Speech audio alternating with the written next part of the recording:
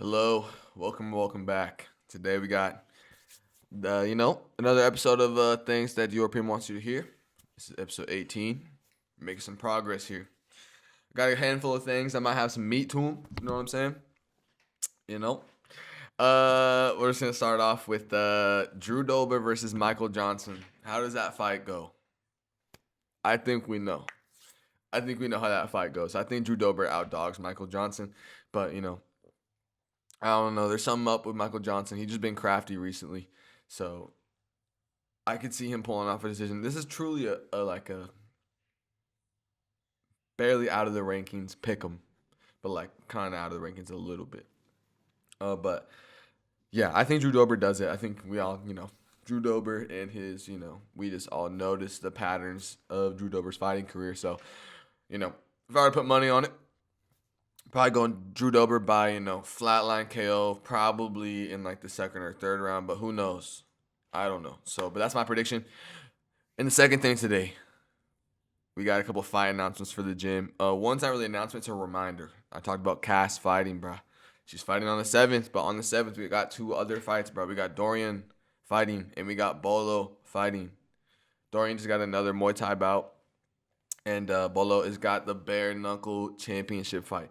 And, I don't really got no predictions besides, destruction from each side. So I think Cass is going to destroy. I could see her getting like a TKO if her conditioning holds up. And also, I could see her winning a pretty clean, unanimous decision. Maybe even getting a 10-8 in a round, not going to lie. And then I think Dorian's going to win a decision. I hope he gets a finish. I've not done any research. I know nothing about his opponent, so I can't even confidently really predict that. But, Mr. Technique tends to back it up. So we're just going to go. We're going to play it safe and go with Dorian here by dominant decision. And then who? Bolo. Oh, dude, I don't know. Stephen Flynn. I'm just playing. Come on. Bolo's flatline KOing him in these first round. Bolo is not getting TKO'd.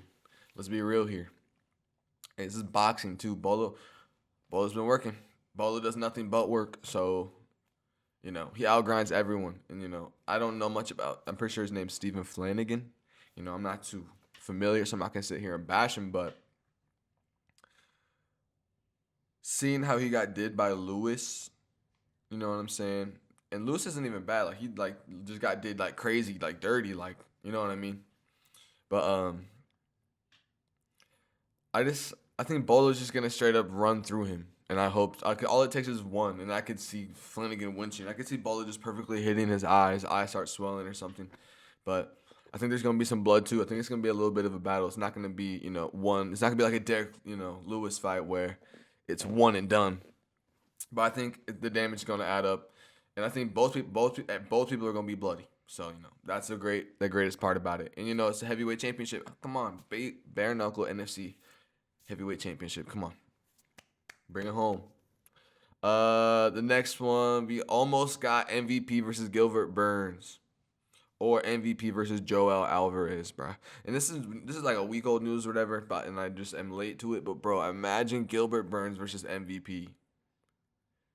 I think MVP obviously just not smudges, but taps into a decision. I don't think he like KOs or like TKOs, or he might like drop Gilbert once or twice, and that'll be kind of the segue to the decision. But unless Gilbert just somehow actually gets a hold of him and holds him down for 3 rounds like Ian Gary did basically. But I don't see him doing that. I think MVP would be too elusive, too quick. He got a good tank, so I think that'd be good. But Joel Alvarez versus MVP, oh my God, bro. That should be the headliner over fucking Movsar or Murphy if that was the fight, bro. Not actually, but like, come on. MVP versus Joel Alvarez? I don't even know. Like, I don't even want to admit that I think MVP would lose that fight. But it is at 170. Joel Alvarez obviously is at 170 now, I'm pretty sure. With all of his fucking, weight scares and, like, not weight. I guess, yeah, like, his weight cut was always pretty brutal. And he always would, like, talk about how the UFC, has, like, plans for him at 155 and they wanted him to stay there. But I'm pretty sure it's official now that he's at 170 if he was even, like, on, the list for a potential matchup with MVP. But fortunately, we did not get that. But it is what it is. But yeah, those two fights would have been fucking crazy and way better than what we did get. But we didn't get it. And it is what it is. But next one. Listen, bro, and I tried to record this video twice. The Dan Hooker shit, bro. But it didn't work, so I'm taking that as the universe is like telling me to like relax. Don't. What are you doing? Why are you making a video on that? So I'm just gonna respect that. But I'm not gonna go over any of the proof or anything. We're just gonna recap. Y'all seen it. Y'all want to see like in depth dive? Go watch. Obviously MMA Guru's or someone. There's probably a bunch of them out there, but Guru probably got the funniest and best one. But it's just like bro got exposed basically. Maybe all this is alleged. Nothing's like for real. And for a girl to be delusional enough to be a side girl, and she's mad she got cheated on. You know what I mean? Like not even just that, but she seems like a whole case in herself. But I'm not trying to disrespect anybody or anything. But I think for the greater good, that video didn't work twice. So we'll leave it like that. But what do you guys think? Do you think that's cap? Do you think it's true? Like, I don't know. Like, the video of, like, I saw a video. I assume it was her with his phone while he was sleeping. It looked like it was after the Armin fight because his eye was still red and his face was, like, fucking swollen right there still. But I don't know. I look, he could see it, though. Like, Dan Hooker, probably gets down like that. Like, he's a little freaky or whatever. But there's nothing wrong with that. Let's be real. You know what I'm saying? I don't personally partake in that. That seems very overwhelming for me, but, New Zealand, they probably get crazy down there, bro. There's just something about them Kiwis, bro. That's such a crazy nickname. It's cool, though. Kiwis. But, in the MMA group, bro, in his live, bro, he's always talking about how he hears rumors of the chat talking about how Kai Car France got passed around the gym. Between Oberg, Izzy, Dan, who else, bro? Yeah, there is something crazy up with that gym, but it's just Australians. You know what I mean?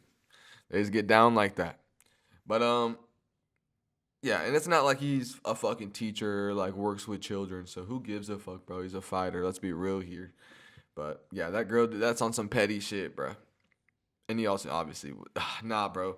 I'm saying that trying to defend it, but then I'm thinking about the texts in my head talking about just like him wanting to suck dick and shit, and it's just like, I can't defend that. You know what I mean? Like it is what it. Like I'm not saying like no shame in the game. Obviously you do you, like you know what I'm saying. But I think to each their own. Anyone can do whatever they want at the end of the day. But the shame really lies on the girl for trying to expose him out of for a petty reason, basically. You know what I mean? Like you have to understand your position truly, even despite the connection you think you might feel with him or whatever.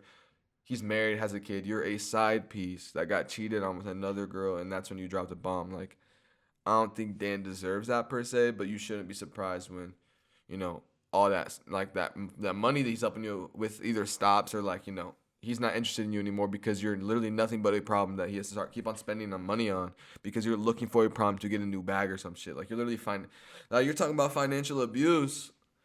You're the one inciting it by your words, but it is what it is. You know what I'm saying? Don't want to go too crazy into that. That shit. I don't even want to say that. Anyway, next one. Number 5. The UFC Journey video was crazy promo in such a good way, bro. And dude, I've talked about this I think a couple times, but the promo with the new Paramount shit is so good, bro. And it's the quality of everything's up. It's a little bit lengthier. It's actually movie production, so it feels like a movie. Like it just the quality all around is up. And the the promo, bro, of Deshaun Strickland, Anthony Hernandez, it literally moved me emotionally so much that I wanted to start just sharpening my switch kick, my switch kick to the head on the back right here, bro. I shit you not, but my back hurts and I can't really move like that right now. You know what I'm saying? It's fairly better, but anyway, that's besides the point. I couldn't, blah, blah, blah. But just it moved me like that to instantly want to just get on the bag and start working on my boxing or just literally just spam double legs for a mile straight, bro. You know what I'm saying? But nah, and then when my favorite part, it was so funny, bro. Anthony Hernandez was all like, when we get in that cage, I want you to fucking hate your life. And I want you to actually sit there and think that, you never want to fight me again. And, he probably said it so much better, bro. I don't even know if I said it right. But, that shit was so, hold on. Let me see if I can find it, bro. That shit was so... I'm just going to pull the Jaden Gale video, bro. I want you to fucking regret everything you said. you to fucking hate your life, and I want you to just know that you never want to fucking fight me again. Bro. Oh my god, and that shit has moved me like spiritually to where it's like I'm still standing on business with Strickland decision, but just I'm in a conniption basically where it's like, is Anthony Hernandez gonna ninja choke Sean Strickland? I don't think Sean's gonna shoot, but I think they're gonna scramble, and there could be a weird angle that Anthony just somehow locks in a body triangle real quick. Sean's stuck, and actually Anthony proves that he is a problem on the ground for someone like Sean Strickland, and maybe finds the rear naked. I don't know. I don't know. But I would not be surprised, and I kind of want to change my prediction. But like I said, I'm standing on business with the Strickland decision. Let's hope that ages well. But anyway, let's put my phone. Sorry, that shit is loud as fuck, bro. Next one. They are saying Pereira has officially vacated the belt. Rumors, obviously. Not like the UFC has announced anything, but what do y'all think about that? I think that's obviously good considering Tom Aspinall can't fight. We need some motion, you know what I'm saying, in the UFC without all this holdup. But there's also been talks of, I'll just say it right now, KHAMZAT versus JIRI at 205. There's also been talks that JIRI versus Carlos Ulberg will be the main event at 327 in Miami, but who knows, bro? Seriously, who knows? But I'd hope it's not KHAMZAT JIRI. Like, that fight is a super fight, don't get me wrong. Like, that's crazy. Like, did KHAMZAT vacate too? Is he going to vacate too? Because he has to. Not even defend it once and just give up the belt is crazy. But I guess it is what it is if there's an opportunity. But that's just like so like you're going to destroy all of DDP's flow by crucifixing him and doing absolutely nothing. Not even spamming elbows, bro. Deadass just holding them there and kind of tapping away or whatever. Listen, it just wasn't the most entertaining fight. Obviously, I can't do shit to KHAMZAT, but it's just like, and you're going to vacate the belt, move up. That's like just, no, there's no legacy in that. I'm so sorry. Like, you can't even defend it once against either Strickland or Hernandez, which you'll probably beat them. Maybe, who knows? You know what I'm saying? KHAMZAT gets down like that, but I don't know. But what else are they saying? They're saying Alex Pereira versus Cyril Gane for the vacant or not, yeah, either vacant or interim. I'm pretty sure I seen vacant. Like, so that insinuates or whatever that Aspinall also has vacated. Maybe they paid him off or actually released him or something. Like, who knows, bro? I don't know. So I want all this to like just pan out good. I just hope it's entertaining nonetheless. And I think KHAMZAT versus JIRI, yes, it's a super fight and it's good, but it's just like he's gonna hold down JIRI, bro. Like that's just what it's gonna be. Or JIRI just like fucks him up, which I could see. You know what I'm saying? I'm not gonna lie, like I could see that. But him being a 170, KHAMZAT, obviously he's moving up because he keeps on missing weight and it's a hard weight cut. But I just think that it's too big. He's too big. Or maybe not JIRI's too big because JIRI only literally walks around at like probably like 211, like 215, bro. Like he's cutting max 10 pounds naturally just by like starting the camp and working out hard. So he's not even really cutting weight, but I don't know. I hope JIRI destroys him if that is the case, but this is all fiction right now.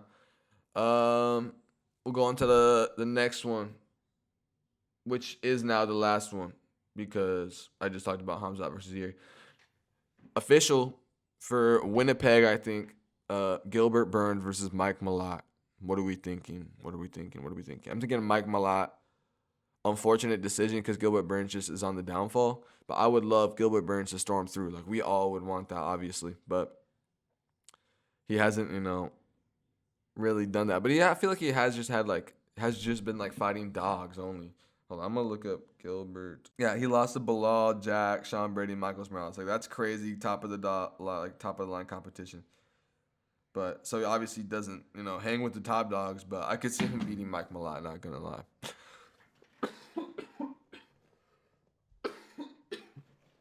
But, yeah, I think I'm going to go Gilbert Burns subbing Mike Malott. Or Gilbert Burns' decision. That's just right now, though. But, I'll give you my true prediction when that time comes or whatever. But, yeah, I just had all these things I wanted to chat about real quick. There's nothing crazy. Oh, no, I forgot one thing, bro. This is the true last one. DBX has now been licensed in South Carolina. So, what sounds good to y'all? I'm honestly what sounds the best off the tongue is DBX Charleston. There's just something about that has like a nitty gritty like dirty South like vibe, like perfect dirty boxing. Like let's get like I don't know, not like dirty like it's musty, but it's that dirty South. You know what I'm saying?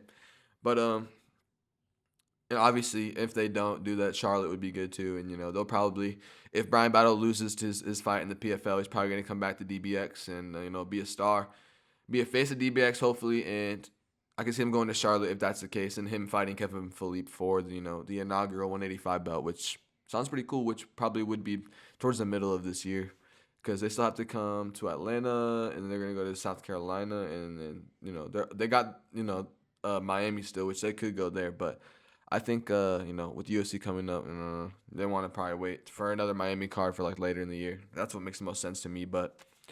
Yep, that's really it. Slight video before I have to work and watch this card later. I probably will make a card recap later today or tonight after that shit. I'm gonna try to not speed run it, but do what I gotta do. But I hope y'all enjoyed. I'm still sticking with Sean Strickland decision, but I low key want Anthony to sub him or just like smother him, and like we see Sean just like his gas tank somehow give out because he does have good conditioning. But, we'll see what it is. And the only reason I'm feeling that way, obviously, it's the promotion that the UFC dropped, but it's also like just the universe, with the death of Anthony Hernandez's father, and just like he needs this, he deserves this. He's been putting in that work. He's been just destroying everyone.